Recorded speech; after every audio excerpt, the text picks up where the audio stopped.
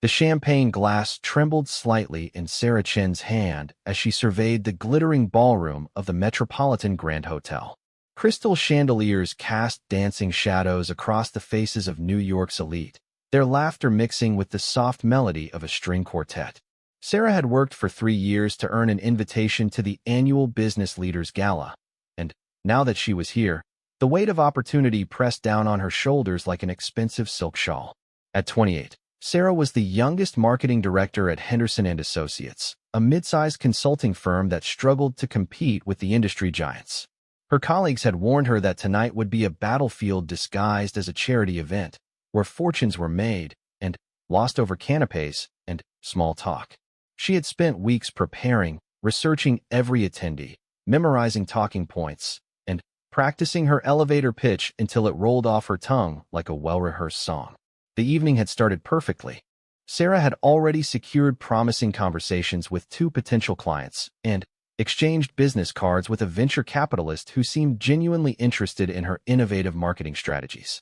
Her confidence was building with each successful interaction when she noticed him across the room.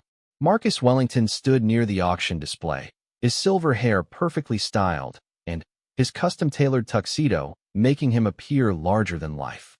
As the founder and CEO of Wellington Industries, he controlled a business empire worth over $8 billion. His company's tentacles reached into real estate, technology, media, and entertainment. Landing Wellington Industries as a client would transform Henderson & Associates from a small player into a major force in the consulting world. Sarah had studied everything about Marcus Wellington. She knew he had built his fortune from a single construction company inherited from his father, expanding it through aggressive acquisitions and ruthless business practices. The business magazines painted him as a visionary, but industry insiders whispered about his darker methods. Competitors who crossed him often found themselves facing mysterious regulatory troubles or sudden funding shortages. Taking a deep breath, Sarah made her way across the crowded ballroom. She had one chance to make an impression, and she intended to make it count. The path to Wellington proved more challenging than expected, as clusters of admirers and business associates surrounded him like protective barriers. Sarah waited patiently, sipping her champagne and listening to conversations about market trends and political connections. When the crowd finally thinned, Sarah seized her moment. She approached Wellington with the confident stride she had practiced in front of her bedroom mirror, her prepared opening line ready on her lips. But before she could speak, Wellington turned abruptly, apparently startled by someone calling his name from across the room. In his sudden movement, his elbow knocked into Sarah's champagne glass, sending the golden liquid splashing across the front of his pristine white shirt. The conversations around them stopped as if someone had pressed a pause button on the entire ballroom. Sarah's heart hammered against her ribs as she realized what had happened. Marcus Wellington, one of the most powerful men in the city, stood before her with champagne dripping from his shirt, his face beginning to redden with what appeared to be mounting anger. "I'm so sorry," Sarah began, reaching instinctively toward him with her napkin. "Let me help you with that." But Wellington stepped backward, his eyes flashing with the kind of fury that had made boardroom executives tremble for decades. "Do you have any idea what you've just done?" he hissed, his voice low but carrying clearly in the sudden silence surrounding them.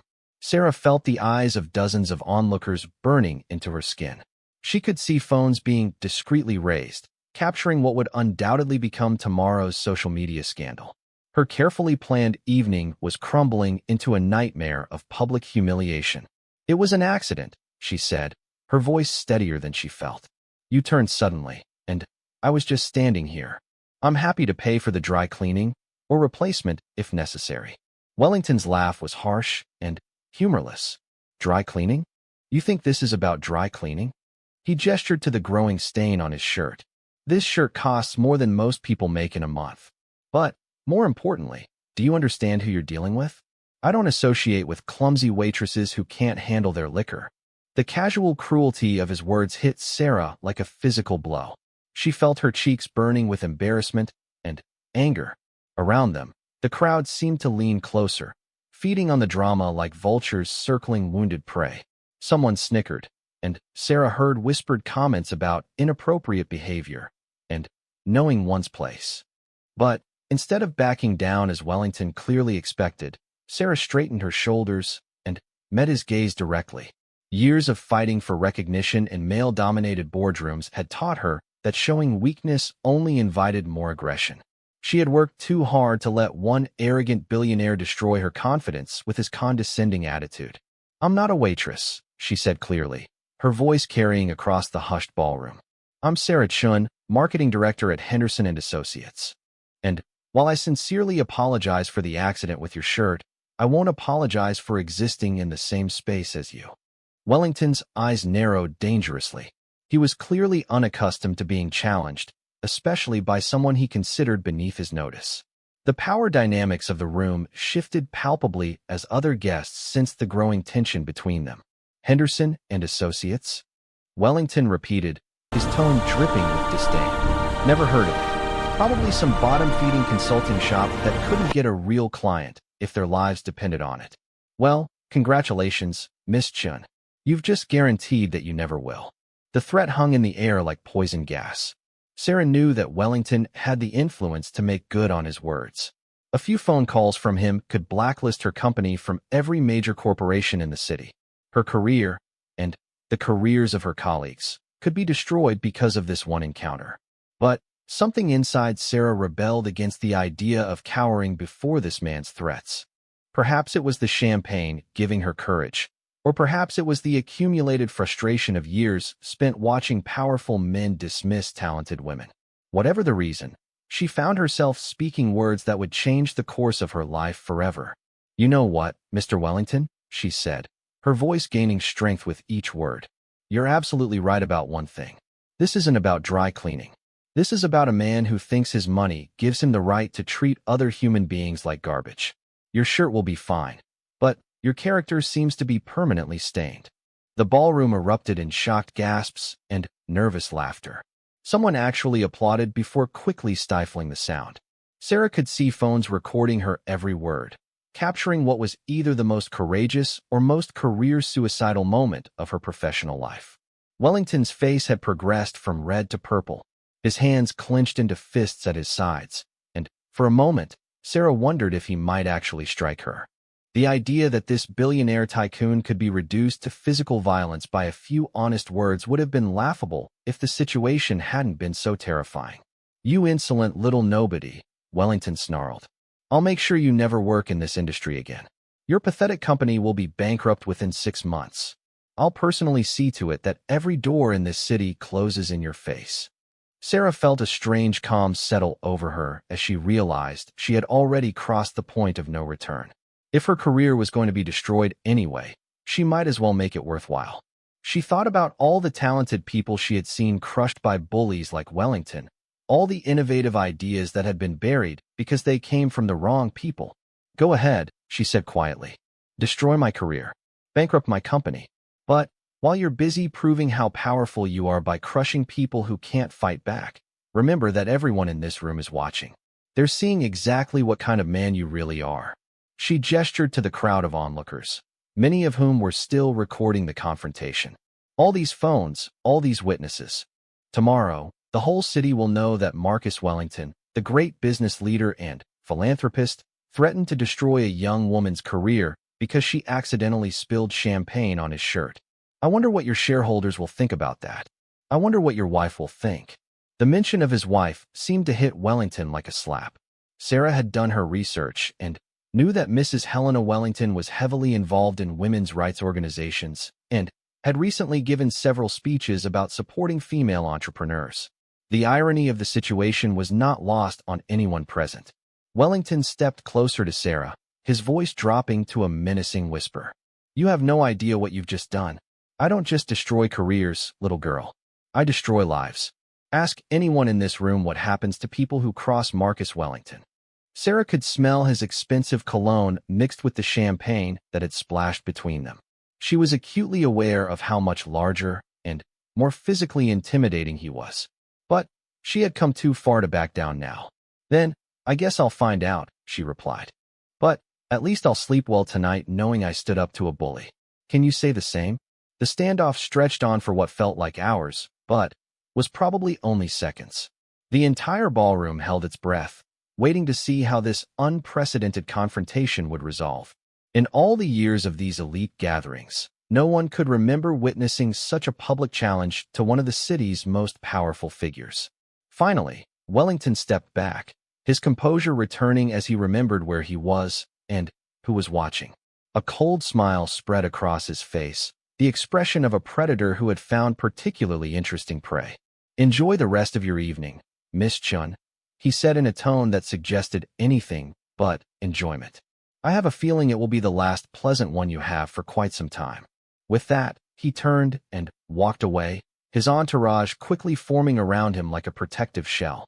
The crowd began to disperse, conversations resuming in hushed tones as people processed what they had just witnessed. Sarah stood alone in the center of the ballroom, suddenly aware that her hands were shaking.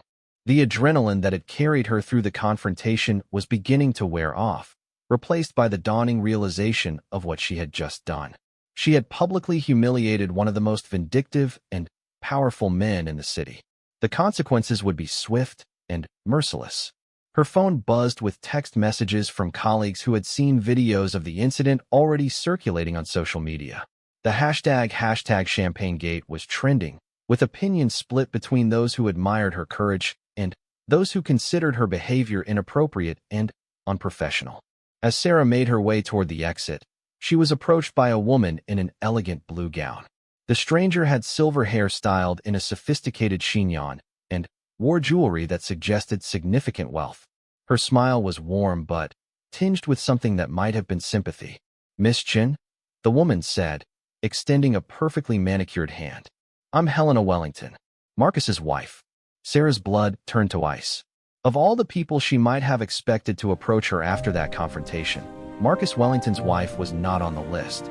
She shook the offered hand cautiously, unsure whether she was about to receive an apology or a death threat. "Mrs. Wellington," Sarah managed, "I want you to know that I never intended for any of this to happen. It was just an accident that got completely out of hand." Helena's smile grew wider, and Sarah noticed that her eyes held a mischievous sparkle that seemed oddly familiar. "Oh, my dear," Helena said softly, "I know exactly what happened. I was watching the whole time. And I have to tell you, that was the most entertaining thing I've seen at one of these stuffy events in years." Sarah stared at her in confusion. This was not the reaction she had expected from the wife of the man she had just publicly embarrassed. "I'm not sure I understand," Sarah said carefully. Helena leaned closer, lowering her voice conspiratorially. "My husband has needed someone to challenge him for a very long time. He's become too comfortable with people bowing and scraping before him. You've just reminded him that not everyone in the world fears his power. Trust me, that's a lesson he desperately needed to learn." The implications of Helena's words began to sink in. Sarah had assumed that Marcus Wellington's wife would be as arrogant and entitled as he was. But she seemed to be suggesting something entirely different. "Does this mean you're not angry about what happened?" Sarah asked tentatively. Helena laughed, the sound musical and genuinely amused. "Angry? My dear girl, I'm grateful. I've been watching my husband turn into a tyrant for years, but I've never seen anyone stand up to him the way you did tonight. It was magnificent." Sarah felt a glimmer of hope. If Marcus Wellington's own wife was on her side, perhaps the situation wasn't as hopeless as she had thought. But she also sensed that there was much more to Helena Wellington than met the eye. "What happens now?" Sarah asked. Helena's expression grew more serious, though her smile never completely disappeared. "Now, my dear, the real game begins. Marcus will try to destroy you, of course. It's what he does when his ego is bruised. But he's underestimating several things. First, he's underestimating you. Second, he's underestimating how much the world has changed. And third, he's underestimating how much I know about his business practices." The last statement sent a chill down Sarah's spine. There was something in Helena's tone that suggested hidden depths and carefully guarded secrets. "I should go," Sarah said, suddenly, feeling overwhelmed by the evening's events. "I need to warn my colleagues about what's coming." "Yes, you should," Helena agreed. "But before you do, take my card. When things start to get difficult, and they will, call me. I might be able to help in ways you can't imagine." Sarah accepted the elegant business card, noting that it listed Helena as the founder of several charitable organizations. As she slipped it into her purse, she wondered what kind of help Marcus Wellington's wife could possibly provide. The ride home in her modest sedan felt surreal after the opulent surroundings of the gala. Sarah replayed the evening's events in her mind, trying to understand how a simple networking opportunity had transformed into a declaration of war against one of the city's most powerful men.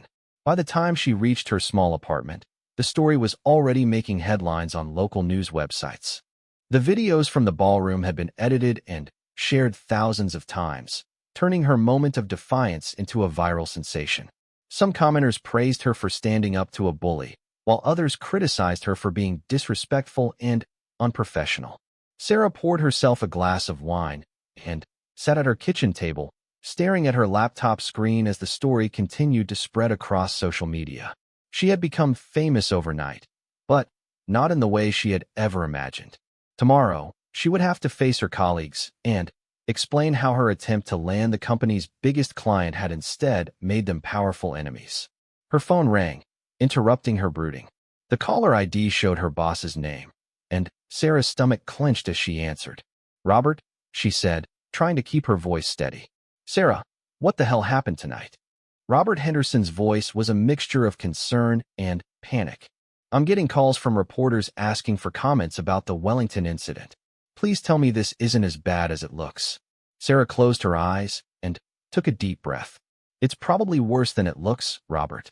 Marcus Wellington has sworn to destroy the company because I accidentally spilled champagne on him and then refused to grovel for forgiveness." The silence on the other end of the line stretched for several long seconds. When Robert finally spoke, his voice was heavy with resignation. "Sarah, you know I think you're brilliant. You're one of the most talented people I've ever worked with. But Wellington Industries represents about 40% of the business in this sector. If Marcus Wellington wants us destroyed, we're destroyed. There's no coming back from this." "I know," Sarah said quietly. "I'm sorry, Robert. I never meant for this to happen. But I couldn't just stand there and let him treat me like garbage. Sometimes you have to draw a line." "I understand," Robert said, and Sarah could hear the genuine sadness in his voice. "I probably would have done the same thing in your position. But that doesn't change the reality of our situation. I'll try to contain the damage as much as possible, but you should start looking for other options. Wellington won't stop with firing you. He'll make sure no one else will hire you either." After ending the call, Sarah sat in her kitchen for a long time. Sarah woke the next morning to the sound of her phone buzzing incessantly on the nightstand. The bright display showed 17 missed calls, 43 text messages, and countless social media notifications. The story of her confrontation with Marcus Wellington had exploded overnight, transforming from local gossip into national news. She scrolled through the headlines with growing amazement. "Marketing director takes down billionaire bully," read one. "David versus Goliath, the champagne confrontation that's shaking Wall Street," announced another. The hashtag #ChampagneGate was trending worldwide, with millions of people weighing in on the dramatic ballroom showdown. The reactions were sharply divided. Business leaders and conservative commentators criticized Sarah for her unprofessional behavior and disrespect for successful entrepreneurs. Meanwhile, women's rights advocates and younger social media users praised her as a hero who had finally stood up to the kind of workplace bullying that had been tolerated for too long. Sarah's phone rang again, and she saw Robert Henderson's name on the screen. She took a deep breath before answering, knowing this conversation would determine her immediate future. "Robert, I've been watching the news," she began. "Sarah, we need to talk. Can you come in early today? We have some serious decisions to make." His voice was strained, and Sarah could hear the weight of sleepless worry in his words. "I'll be there in an hour," she replied. The subway ride to the Henderson and Associates offices felt like a journey to her execution. Sarah tried to prepare herself for the worst-case scenario, but nothing could have prepared her for what she found when she arrived at work. The building's lobby was crowded with reporters and camera crews, all hoping to catch a glimpse of the woman who had become overnight famous for challenging Marcus Wellington. Security guards were struggling to maintain order as journalists shouted questions, and photographers snapped pictures of anyone entering or leaving the building. Sarah managed to slip through the crowd by using the building's service entrance, but She knew her anonymity was over forever. Her face was now known to millions of people around the world, and there would be no returning to the quiet life she had known before the gala. The Henderson and Associates offices were in chaos. Phones rang constantly as reporters sought interviews, and potential clients called to express their concerns. Sarah's colleagues looked up when she entered, their expressions ranging from admiration to anxiety.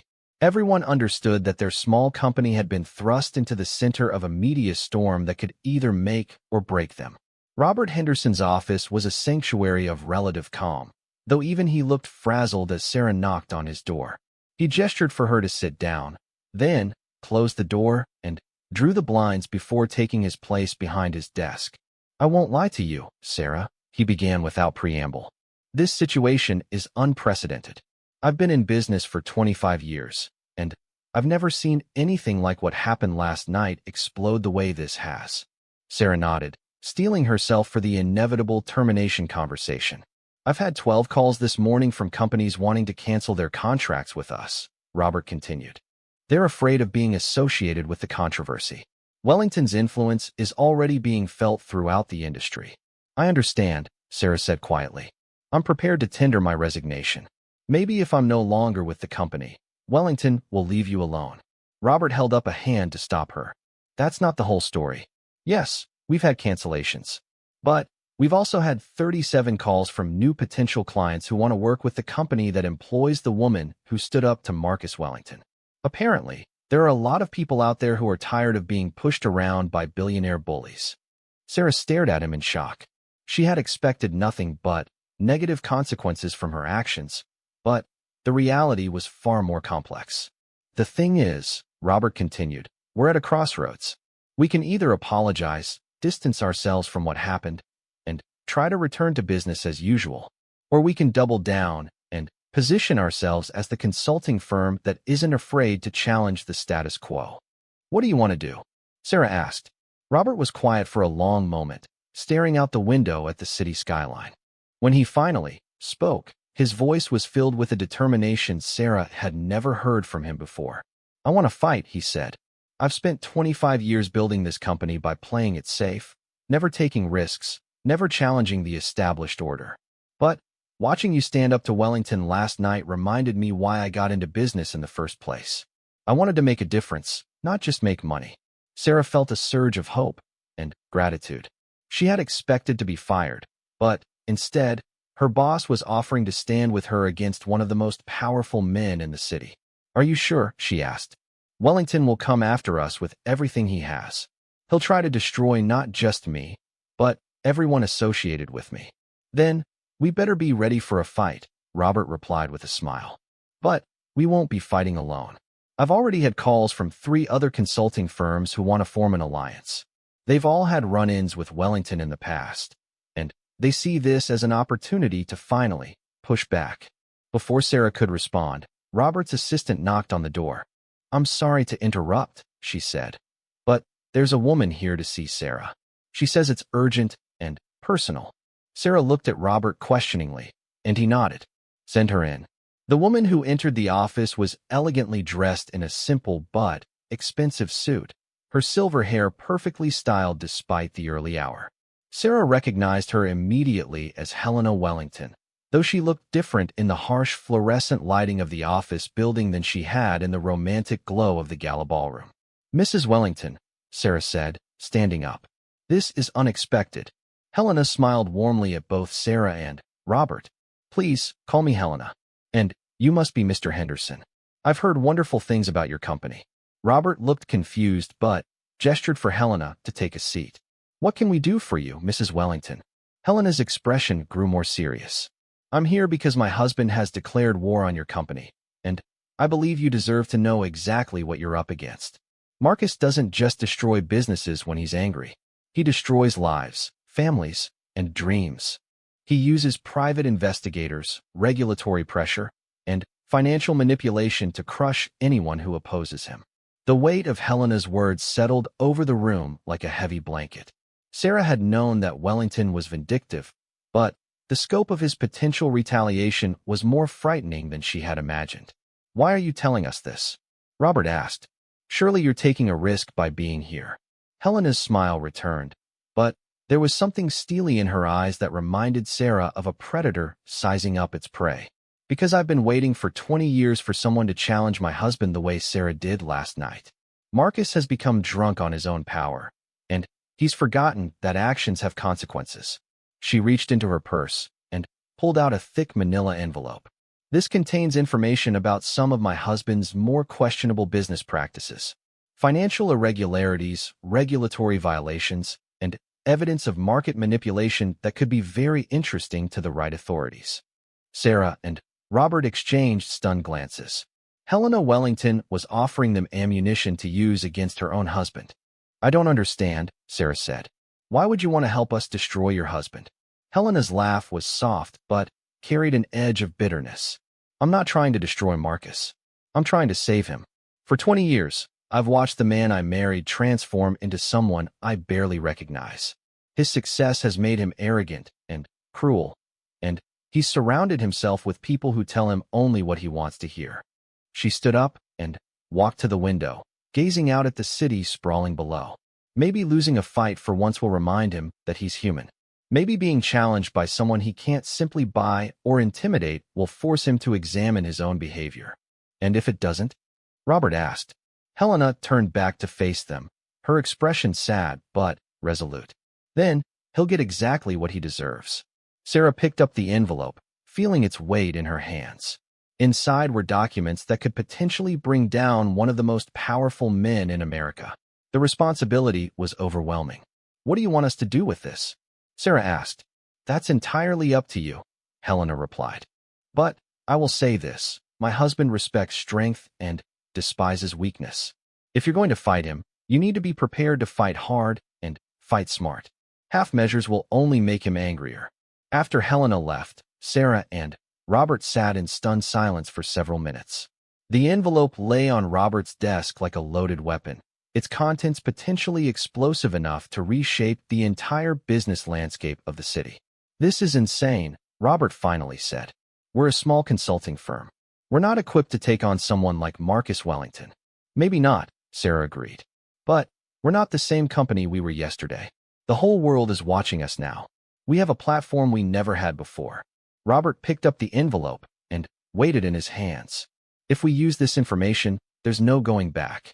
We'll be declaring total war against one of the most vindictive men in America. And if we don't use it, Sarah pointed out, he'll destroy us anyway. At least this way, we have a chance to fight back.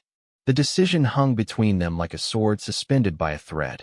Sarah thought about all the people she had seen crushed by powerful bullies throughout her career. She thought about the talented women who had been passed over for promotions because they weren't willing to play political games. She thought about the innovative ideas that had been buried because they came from the wrong people. I say we fight, she said quietly. Robert looked at her for a long moment, then nodded slowly. Then we fight. But we do it smart. We need allies, legal protection, and a strategy that goes beyond just exposing Wellington's crimes. Over the next several hours, Henderson and Associates transformed into a war room. Robert called in favors from journalists, lawyers, and business leaders who had their own grievances against Marcus Wellington. Sarah worked with the company's small but dedicated staff to develop a comprehensive strategy for taking on their powerful enemy. By midday, they had assembled an unlikely coalition of Wellington's enemies. There was Patricia Morgan, an investigative journalist who had been trying to expose Wellington's business practices for years. David Kim, a former Wellington Industries executive who had been fired for refusing to participate in a fraudulent scheme. Maria Santos, a civil rights lawyer who had represented several of Wellington's victims in unsuccessful lawsuits. The group gathered in Henderson and Associates' small conference room, studying the documents Helena had provided with the intensity of generals planning a military campaign. The evidence was damning. Proof of tax evasion, regulatory violations, worker safety cover-ups, and market manipulation schemes that had cost investors millions of dollars. This is incredible, Patricia Morgan said, holding up a financial document. I've been investigating Wellington for 5 years, and I could never get evidence like this. Where did you say this came from? Sarah and Robert exchanged glances. They had agreed to keep Helena's involvement secret, at least for now. A confidential source, Robert replied. Someone with access to Wellington's inner circle. David Kim laughed bitterly. Marcus must be furious that someone this close to him has turned against him. He's always been paranoid about betrayal, but he trusts absolutely no one except his wife and his closest business associates. Sarah felt a chill run down her spine as she realized the implications of David's words. If Wellington discovered that Helena was the source of the documents, the consequences could be catastrophic for his wife. But there was no time to worry about future complications. Wellington was undoubtedly already planning his counterattack, and they needed to be ready. Patricia began reaching out to her media contacts, preparing to break the story of Wellington's business crimes. David started identifying other former Wellington employees who might be willing to testify about their experiences. Maria began drafting legal documents to protect the coalition members from retaliation. As the day wore on, Sarah found herself at the center of a growing movement that extended far beyond her original confrontation with Wellington. Social media continued to buzz with support for her actions, with celebrities, politicians, and business leaders weighing in on the controversy. #ChampagneGate had evolved from a simple hashtag into a symbol of resistance against corporate bullying. But Wellington wasn't sitting idle. By late afternoon, reports began surfacing of mysterious problems plaguing the coalition members. Patricia Morgan discovered that her newspaper's major advertisers were suddenly pulling their contracts. David Kim received a call informing him that his mortgage application had been mysteriously denied. Maria Santos found that her law firm was being audited by 3 different regulatory agencies simultaneously. "He's moving faster than I expected," Robert said grimly as the reports of Wellington's retaliation came in. "We need to accelerate our timeline." Sarah looked around the conference room at the faces of her unlikely allies. These people were risking their careers and livelihoods to help her fight a battle that had started with a simple accident at a charity gala. The weight of responsibility was crushing, but there was no turning back now. "How long do we have?" she asked. Patricia looked up from her laptop, where she was frantically typing her exposé of Wellington's business practices. "I can have the story ready to publish by tomorrow morning. Once it goes live, Wellington won't be able to suppress it. And I can file the legal complaints by end of business today," Maria added. "Once the authorities are officially notified of the violations, Wellington won't be able to make the evidence disappear." Sarah nodded, feeling the momentum building around them. They had one chance to strike at Wellington before he could fully mobilize his considerable resources against them. Everything depended on the next 24 hours. As evening approached, Sarah finally allowed herself a moment to step outside and get some fresh air. The reporters had mostly dispersed, though a few persistent ones remained camped outside the building. She walked around the block, trying to process the surreal transformation her life had undergone in less than 24 hours. Her phone buzzed with a text message from an unknown number. "Miss Chun, this is Helena Wellington. My husband is planning something for tonight. Be careful. Trust no one outside your immediate circle." Sarah's blood ran cold. She hurried back to the office building, her mind racing with possibilities. What was Wellington planning? And how had the situation escalated so quickly from a simple social embarrassment to what felt like a life-or-death struggle? When she reached the conference room, she found her allies huddled around Robert's laptop, their faces pale with shock and concern. "What's wrong?" Sarah asked. Robert looked up at her, his expression grim. "Wellington just called a press conference for 9 o'clock tonight. He's going to make some kind of major announcement about the incident at the gala." Sarah felt her stomach drop. Whatever Wellington was planning, it would be designed to destroy her credibility and in the nascent movement that had formed around her confrontation with him. "We need to get our story out first," Patricia said urgently. "If Wellington controls the narrative, we'll never recover." "How long until you can publish?" Sarah asked. 2 hours, maybe 3 if I want to triple-check everything." "That's cutting it too close," David said. "Wellington's press conference will dominate the news cycle before your story can gain traction." Sarah looked around the room at the faces of the people who had risked everything to help her. They had come too far to be defeated by Wellington's media manipulation. "Then, we hold our own press conference," she said. Right, the hastily arranged press conference took place in the lobby of the Henderson and Associates building. with Sarah standing behind a makeshift podium constructed from stacked boxes and covered with a white tablecloth. The gathering of reporters was smaller than what Wellington would command, but the intimate setting gave Sarah's words a rawness and authenticity that couldn't be manufactured in a corporate boardroom. Sarah's hands trembled slightly as she looked out at the cameras, and microphones pointed in her direction. Behind her stood Robert Henderson, Patricia Morgan, and the other coalition members who had chosen to risk their reputations by publicly supporting her cause. The weight of their collective courage gave her strength. 24 hours ago, I was just another marketing professional trying to network at a charity gala, Sarah began, her voice growing steadier with each word. I had no intention of becoming the center of a national conversation about corporate power and accountability. But sometimes life forces you to choose between staying silent and standing up for what's right. She paused, scanning the faces of the reporters. Some looked skeptical, others intrigued, but all were paying attention. In a few hours, Marcus Wellington would have his own platform to present his version of events. This was her chance to establish the truth before he could twist it beyond recognition. What happened at the gala was not just about spilled champagne or hurt feelings, Sarah continued. It was about a pattern of behavior by Marcus Wellington and others like him who believe their wealth gives them the right to treat other human beings as disposable objects. I have evidence of business practices that go far beyond rudeness at social events. She gestured to Patricia, who stepped forward with a folder containing copies of the documents Helena had provided. The information was explosive enough to make the front page of every major newspaper in the country, but Sarah knew that presenting it required careful timing and strategy.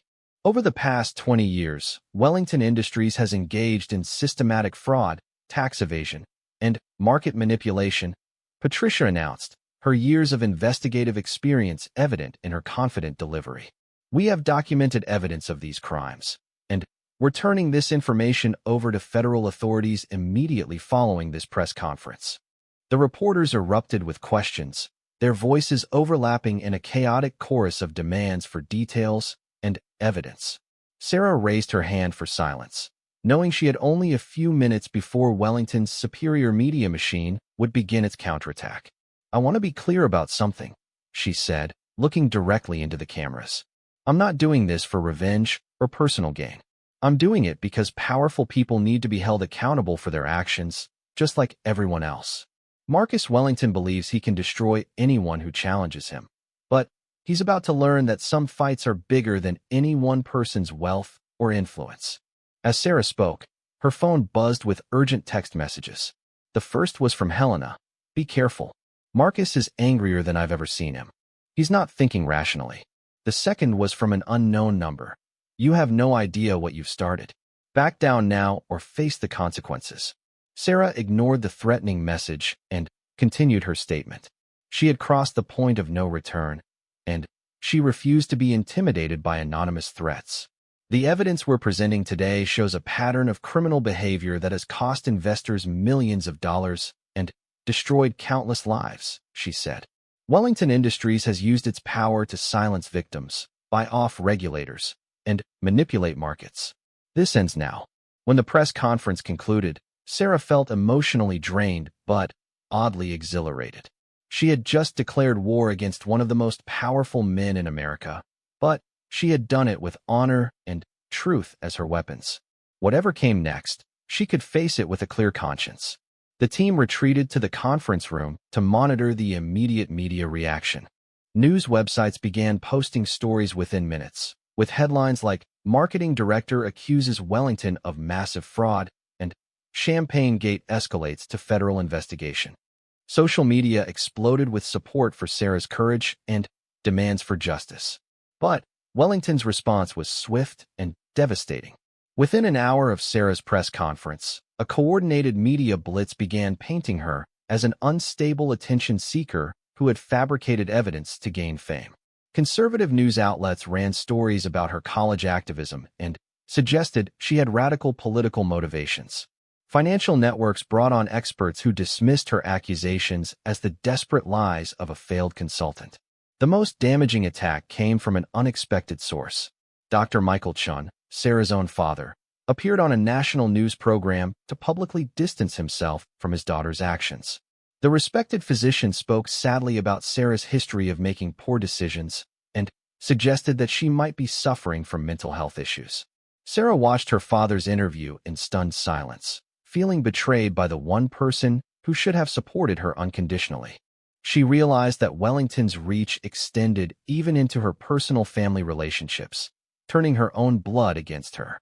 "He got to my father," she said quietly, her voice barely audible above the sound of the television. "Wellington somehow convinced my dad to publicly humiliate me." Robert put a comforting hand on her shoulder. "Or maybe he threatened him. We know Wellington uses intimidation tactics against family members." The possibility that her father had been coerced rather than bought provided little comfort. Either way, the damage was done. Her credibility was being systematically destroyed by people with more resources and reach than she could ever hope to match. But the most devastating blow came at 8 o'clock, 1 hour before Wellington's scheduled press conference. Breaking news alerts flooded every major network with the same shocking revelation. Federal investigation finds no evidence of Wellington Industries' wrongdoing. Sarah stared at the news crawl in disbelief. Federal authorities had somehow managed to investigate and dismiss her accusations in a matter of hours. The speed of the exoneration was impossible unless the investigation had been corrupted from the beginning. "This is impossible," Patricia said, frantically refreshing her source's contact information. "I verified those documents myself. The evidence was solid." Maria looked up from her laptop, her face pale with shock. "The documents we submitted to the authorities have been declared forgeries.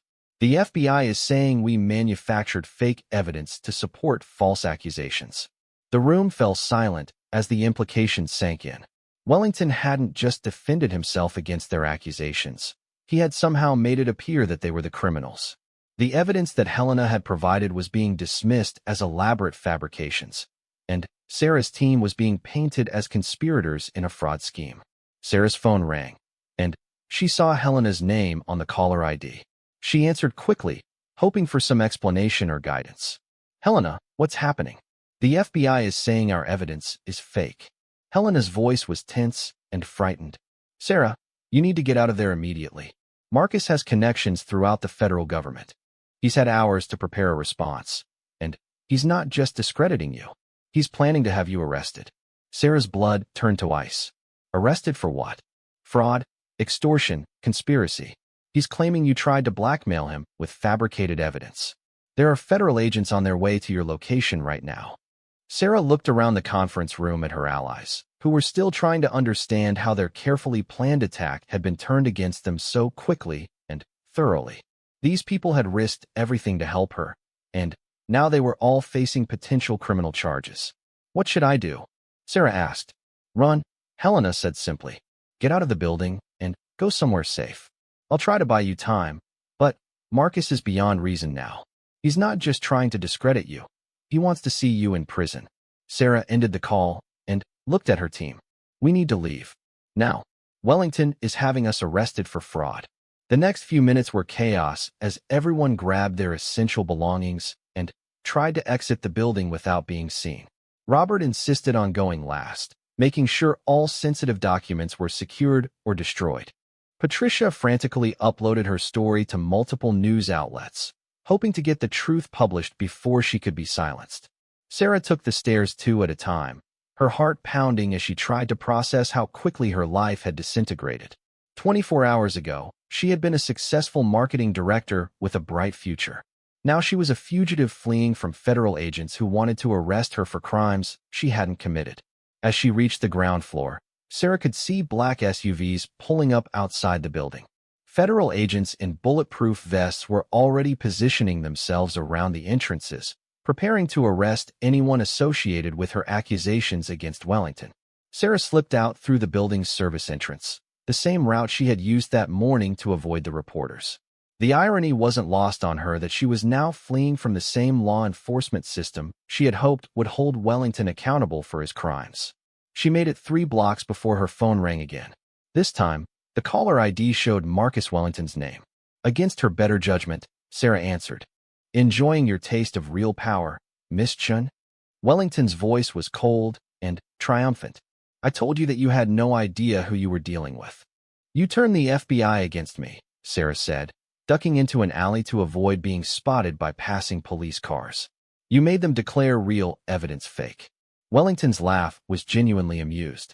My dear girl, the FBI works for the same government that regulates my businesses and approves my tax benefits.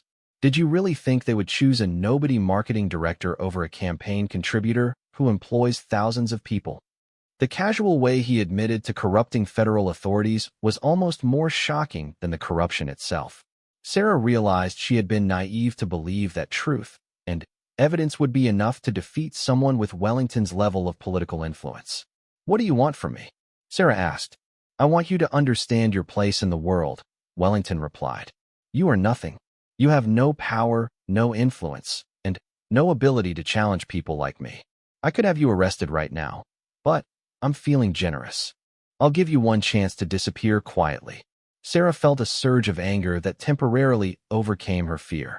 And if I don't, then you'll spend the next decade in federal prison, watching from behind bars as everyone who helped you suffers the consequences of your arrogance. Your boss will lose his company. Your journalist friend will lose her job. Your lawyer friend will be disbarred. All because you couldn't accept that some people are simply more important than others. The line went dead, leaving Sarah alone in the alley with the weight of Wellington's threats pressing down on her like a physical force. She could run, disappear, and try to rebuild her life in anonymity.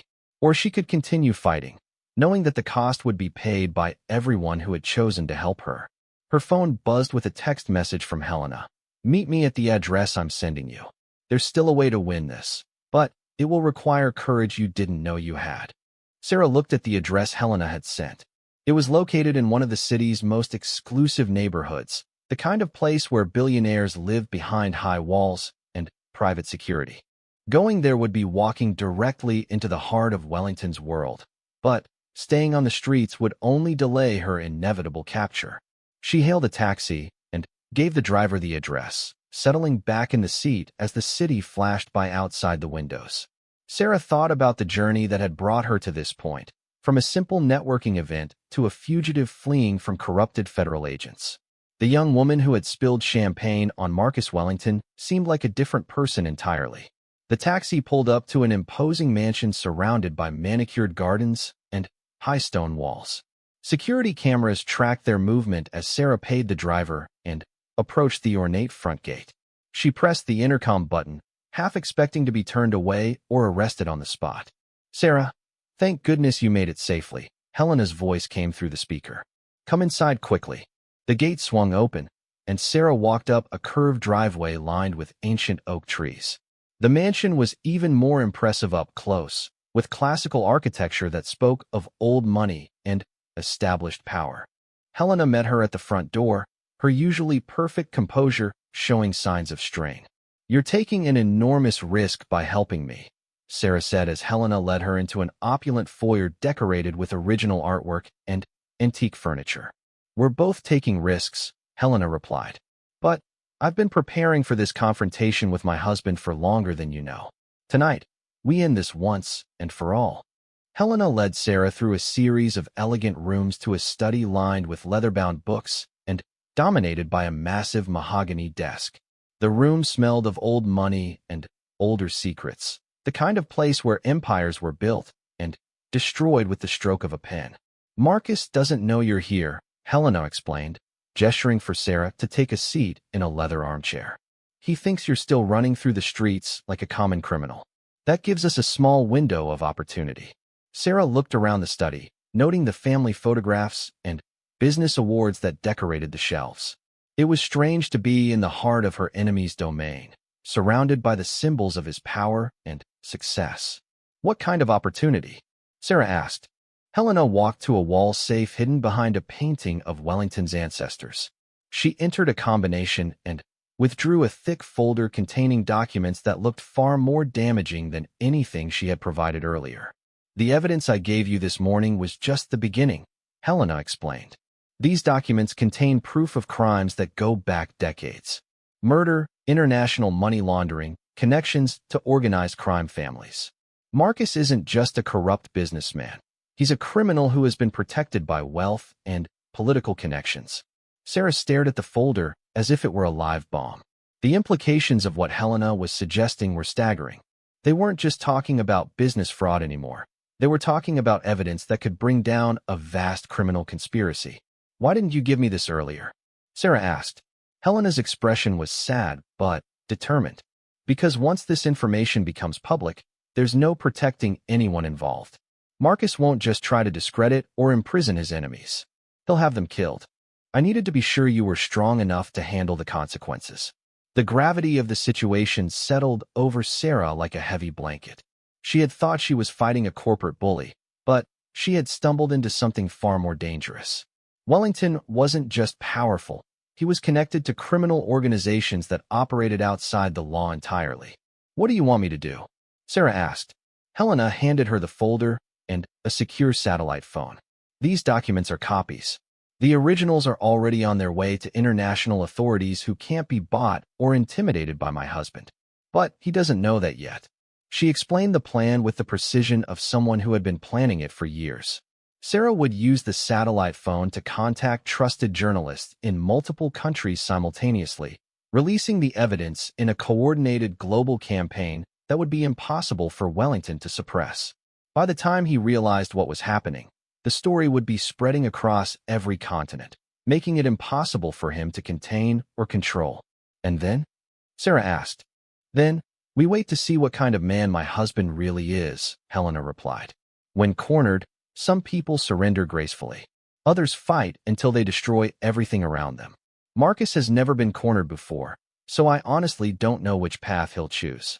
Sarah looked down at the folder in her hands, feeling the weight of history and justice pressing against her palms. She thought about all the victims of Wellington's crimes who had never had a chance for justice, all the people who had been silenced or destroyed for challenging his power. "If we do this, there's no going back," Sarah said. "There was no going back the moment you refused to apologize for his wet shirt," Helena replied with a smile. "But now we have a chance to make sure your courage means something." Sarah opened the folder and began reading the documents that would either save or damn them both. Outside the study windows, the city lights twinkled like stars, unaware that the fate of one of their most powerful residents was about to be decided in a quiet room filled with books and secrets. As midnight approached, Sarah made the phone calls that would change everything. One by one, journalists in London, Tokyo, Berlin, and Sao Paulo confirmed receipt of the evidence that would expose Marcus Wellington's criminal empire to the world. By morning, the man who had seemed untouchable would be the most hunted fugitive in international law enforcement.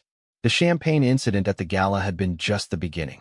Now, Sarah Chun was about to finish what had started with a simple accident and transform it into a reckoning that would reshape the balance of power between the wealthy elite and those brave enough to challenge them. Now, we get in front of the cameras and tell our side of the story before Wellington can spin it his way. Robert stared at her. "Sarah, are you sure about this? Once we go public with these accusations, there's no taking them back. Wellington will come after us with everything he has." Sarah thought about Helena's warning, about Wellington's reputation for destroying his enemies, about the possibility that she was leading good people into a disaster. But she also thought about all the victims of corporate bullying who had never had a chance to fight back. "I'm sure," she said. "It's time to show Marcus Wellington that some people can't be bought, threatened, or silenced." As her allies sprang into action to arrange the impromptu press conference, Sarah realized that the most dangerous phase of her battle with Marcus Wellington was about to begin. Watching the city lights twinkle outside her window, she thought about Helena Wellington's mysterious offer of help and wondered if she was naive to hope that anyone could stand against her husband's vindictive power. But, as she prepared for bed, Sarah realized that despite everything, she didn't regret her actions at the gala. She had spent too many years watching bullies use their power to crush anyone who dared to challenge them. If her career was the price of standing up to Marcus Wellington, then so be it. She pulled out Helena Wellington's business card and studied it carefully. Tomorrow, she decided, she would make that phone call. Whatever game Helena had mentioned, Sarah was ready to play. Marcus Wellington had started a war, but he might be surprised to discover that his opponent was more resourceful than she appeared. As she drifted off to sleep, Sarah's last thought was that the most interesting chapter of her life was just beginning.